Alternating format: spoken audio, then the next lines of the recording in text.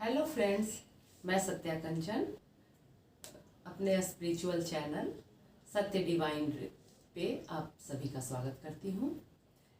मैं recce healer, master and teacher हूँ और साथ में लाइफ कोच। मैं क्रिस्टल्स, रिलेशनशिप और वास्तु और नंबर्स के ऊपर आप लोगों को नए नए वीडियोस अपने एक्सपीरियंस के आधार पर लाती रहूँगी। मेरे जो वीडियोस होंगे वो मेरे एक्सपीरियंस के आधार पे होंगे, ना कि किताबी ज्ञान के ऊपर। इसलिए आप कृपया बने रहिए। आज जो मैं बताने जा रही हूँ वो है ऑरा के ऊपर, कि ऑरा होता क्या है। तो फ्रेंड्स, मैं ऑरा के ऊपर बता रही हूँ कि ऑरा आखिर क्या है। ऑरा आभा मंडल है। जैसे सभी देवी देवता के चारों ओर एक प्रकाश का घेरा होता है, वही प्रकाश का घेरा उसी को ऑरा कहते हैं या आभा मंडल कहते हैं। आभा मंडल जो है ये हर इंसान, पशु, पक्षी, जीव जंतु सभी के चारों ओर प्रकाश का एक घेरा होता है, लेकिन उसे हम देख नहीं पाते हैं, वो इनविजिबल होता है। और जितने भी अजीब यानी कि जो इंसान नहीं होते उनका भी एक ऑरा होता है। जैसे चीज़ों का, सामानों का भी एक ऑरा होता है। और जैसे जैसे हम स्पिरिचुअली ग्रोथ करते हैं, हमारी आत्मिक उन्नति होती जाती है, तो हम ऑरा को देख पाते हैं। ऑरा जो है एक तरह से कहें तो इलेक्ट्रोमैग्नेटिक फील्ड है जो हमारे चारों ओर होता है।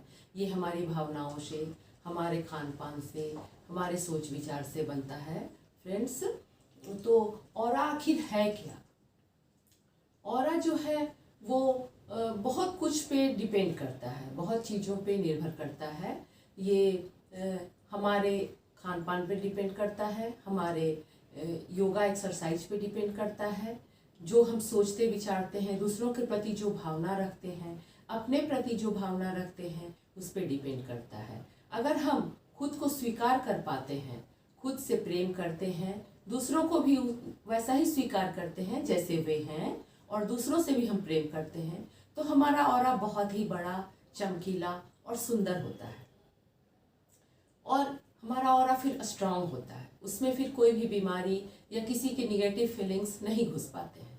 तो हम अपने यथास्थिति में रहते हैं और दूसरों से बहुत ही अच्छा कनेक्ट कर पाते हैं। लेकिन जब हम दूसरों के प्रति खराब विचार रखते हैं, दूसरों में कमियां ढूंढते हैं या अपने में भी कमियां ढूंढते हैं, अपने से फिर हम प्रेम नहीं कर पाते, अपने में हम बहुत सारी गलतियां महसूस करते हैं, दूसरों में गलतियां महसूस करते हैं, तो ऐसा होता है कि हमारी जो ऑरा है, जो हमारी इलेक्ट्रोमैग्नेटिक कवरिंग है, वो कहीं कहीं से कट फट जाती है और उसमें होल यानी कि छेद हो जाते हैं।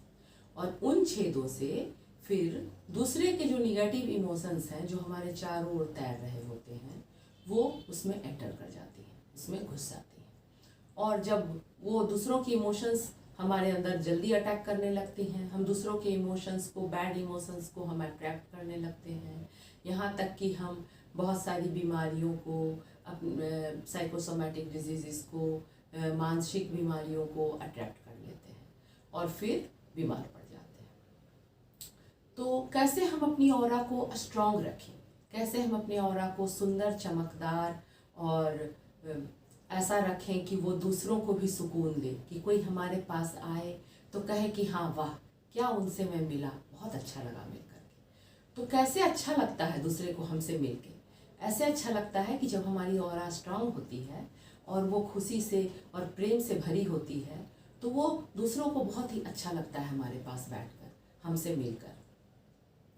तो जब हमारी ऑरा स्ट्रांग होगी तो दूसरे हमसे खुश होंगे, हमसे मिलने आएंगे, हम अट्रैक्शन बन जाएंगे, हम एक मैग्नेट बन जाएंगे। तो कैसे हम अपनी ऑरा को चमकदार, सुंदर रखें? बहुत सारे कारण हैं जिससे हम अपनी ऑरा को सुंदर रख सकते हैं, बड़ा रख सकते हैं। ऑरा बड़ी भी होती है, छोटी भी होती है। जब हम दूसरों में कमियां देखते हैं तो हमारी ऑरा सिकुड़ जाती है, सिकुड़ कर वो छोटी पड़ जाती है और फिर उस ऑरा में कोई अट्रैक्शन नहीं रह जाता है, फिर दूसरे लोग हमसे भागते हैं। तो सबसे पहले तो है कि हम नेचर के साथ समय गुजारें। नेचर, क्योंकि जो नेचर है वो 5 तत्वों से बना है। क्षिति जल पावक गगन समीरा, 5 तत्वों से बना शरीरा। तो ये 5 तत्व जो है वो जैसा ब्रह्मांड में है वैसा ही हमारे शरीर में है। हमारा ब्रह्मांड जो है, हमारे चारों ओर का जो वातावरण है वो भी 5 तत्वों से बना हुआ है।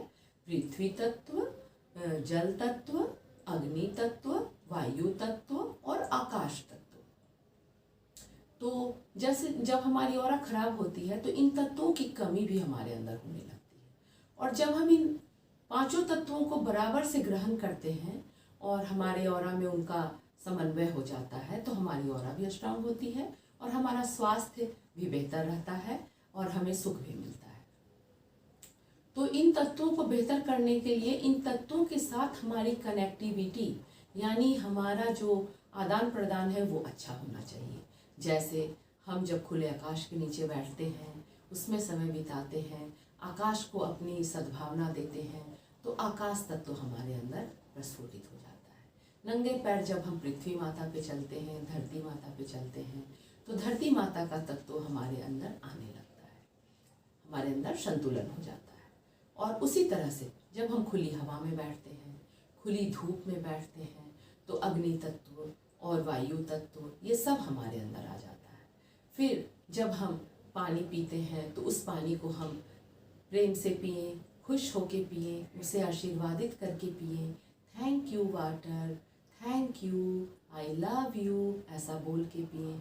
तो वही जल हमारे शरीर में जाता है और फिर उस जल का एक मैग्नेटिक प्रभाव, एक बहुत ही सुंदर प्रभाव बाहर के लोगों को दिखता है और हम भी महसूस करते हैं। तो इस तरह से प्रकृति में जब हम अपना समय व्यतीत करते हैं तो हमारी ऑरा स्ट्रांग बनती है। दूसरा है हमारा सोच विचार। हमारा सोच विचार जो है वो हमारे ऑरा को बहुत ही ज़्यादा प्रभावित करता है। जैसे कि कहा ही गया है कि हमारे सोच विचार ही हमारे शरीर को और हमारे आने वाले जीवन को बनाते हैं। पहले का जो सोच विचार था उसका जीवन हम आज जी रहे हैं, अभी का जो सोच विचार है उसका जीवन हम आगे जिएंगे।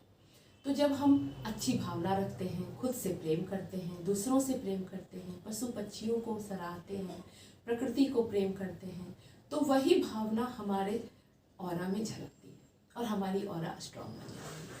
फिर हम दूसरों के निगेटिव भावनाओं को अट्रैक्ट नहीं करते हैं। जैसे कि आपने देखा कि कोई संत हो या महापुरुष हो और उस संत और महापुरुष के सामने जब बहुत सारे लोग जाते हैं तो सभी को अच्छा फील होता है, लेकिन सभी की नकारात्मक भावनाएं उस संत पे असर नहीं डाल पाती हैं कि क्योंकि उस संत ने अपने आप को इतना स्पिरिचुअली हाई कर लिया है, इतने ऊंची भावना में अपने आप को कर लिया है कि वो ऊंची भावना में ही हर वक्त है और अपने आप को वो हमेशा एक अस्थिर भावना में रखे हुए हैं। तो दूसरों की भावना उन पे नहीं असर करती, लेकिन जब हम उनसे मिलते हैं तो हमें बड़ा सुकून और शांति महसूस होता है, क्योंकि उस संत की भावना जो है वो हम पे असर करती है, प्रभाव करती है।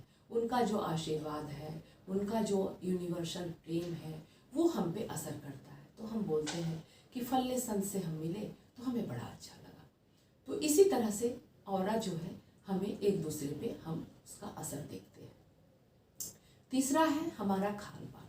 जब हम प्रकृति से प्रदत्त वस्तुएं खाते पीते हैं, फल, वेजिटेबल्स और अनाजों का एक संतुलन में इस्तेमाल करते हैं। फल को भी हमें जब खाना चाहिए, जैसे सुबह के समय, उस समय खाते हैं तो उसका अच्छा असर हमारे ऊपर होता है ना। अनाज का हम थोड़ा कम इस्तेमाल करते हैं और डेयरी प्रोडक्ट का हम और भी बहुत ही कम इस्तेमाल करते हैं, तो हमारे अंदर एक संतुलन अपने आप आ जाता है और हमारी ऑरा स्ट्रांग बन जाती है। तीसरा है एक्सरसाइज, योगा, प्राणायाम। जब हम एक्सरसाइज करते हैं तो हमारा मूलाधार चक्र एक्टिव हो जाता है और हमारे ऑरा में एक चमक आ जाती है, हमारे चेहरे में एक चमक आ जाती है। जब हमारा पसीना गिरता है तो पसीने से जो हमारा कैलोरी बर्न होता है उससे एक हमारे अंदर खालीपन आता है जो आकाश तत्व है, और उस खालीपन को भरने के लिए फिर आसपास की अच्छी एनर्जी फिर हमारे ऊपर आती है, कॉस्मिक एनर्जी हमारे ऊपर आती है, जिससे हमारी ऑरा स्ट्रांग बनती है। ये मैंने खुद देखा है फ्रेंड्स कि जब से मैं धूप में, हवा में, आकाश में समय बिताने लगी, मेरी ऑरा बहुत स्ट्रांग हुई और मेरे फ्रेंड्स की संख्या बहुत ज़्यादा बढ़ गई। मुझसे लोग मिलने के लिए समय मांगते हैं, मुझसे कहते हैं कि मैं कब मिलूँ आपसे, आप मेरे घर आइए। तो ये देख के मुझे बहुत ही अच्छा लगा और मुझे लगा कि मैं क्यों ना ये सब आप सभी से साझा करूं कि हमें अपनी ऑरा को स्ट्रॉन्ग रखने के लिए इन सब चीज़ों पे बहुत बहुत ध्यान देना चाहिए। अपने भाषा को भी हमें संभाल कर बोलना चाहिए, क्योंकि मजाक मजाक में भी बोली हुई भाषा हमारे ऊपर खराब असर कर सकती है। इसलिए हम मजाक में भी खराब शब्दों का इस्तेमाल ना करें। गलती से भी हम कभी कभी होता है कि जैसे बारिश का मौसम आ गया और उस बारिश को बहुत लोग कोसते हैं, कहते हैं कि अरे ये जो बिना मौसम की बरसात है ना, ये ज़रूर हमें सर्दी खांसी से ग्रसित कर देगी। तो वही होता है, सर्दी खांसी हमें अपना शिकार बना लेती है। थोड़ी सी तेज हवा चलती है, कहती बाप रे बाप कितनी हवा है, इतनी हवा में तो हम बीमार पड़ जाएंगे। तो हमें कहना चाहिए कि ये हवा हमारे लिए बहुत अच्छी है, हवा में ही हम सांस लेते हैं। ये वर्षा तो भगवान का आशीर्वाद है, इस वर्षा से ही खेती होती है। इस तरह के शब्द अगर हम बदल लें तो हमारी ऑरा अपने आप अच्छी हो जाती है। Thank you friends. बस आप हमारे चैनल पर बने रहिए, सत्य डिवाइन रेकी पे।